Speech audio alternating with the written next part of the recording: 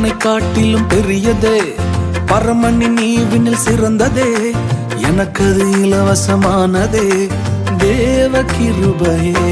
ஓ, ஜீவனை காட்டிலும் பெரியதே, பரமனின் ஈவினில் சிறந்ததே, நமக்கது இலவசமானதே, தேவ கிருபையே.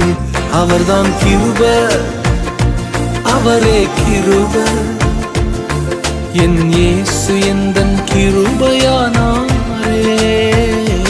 அவர்தான் கிருப, அவரே கிருப, நம் இயேசு நமக்கு கிருபையானாரே. ஆண்டவர் உலக ரட்சகரும் மீட்பருமாகிய இயேசு கிறிஸ்து நாமத்திலே இன்றைய காலை வாழ்த்துக்களை தெரிவித்துக் கொள்ளுகிறோம்.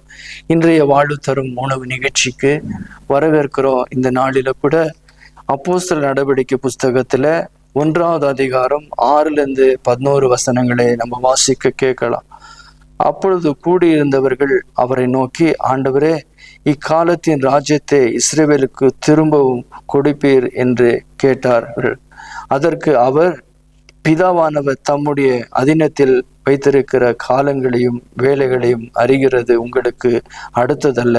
பரிசுத்த ஆவி உங்களிடத்துல வரும்போது நீங்கள் பலனடைந்து எருசலேமிலும் யூதேயா முழுவதிலும் சமாரியாவிலும் பூமியின் கடைசி பரியந்தும் எனக்கு சாட்சிகளாய் இருப்பீர்கள் என்றார்.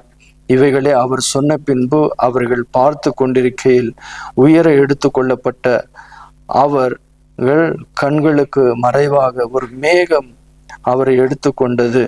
அவர் போகிற போது அவர்கள் வானத்தை அண்ணாந்து பார்த்து கொண்டிருக்கையில் இதோ வெண்மையான வஸ்திரம் தரித்தவர்கள் 2 பேர் அவர் அருகே நின்று, கலிலேயராகிய மனுஷரே, நீங்கள் ஏன் வானத்தை அண்ணாந்து பார்த்து நிற்கிறீர்கள்?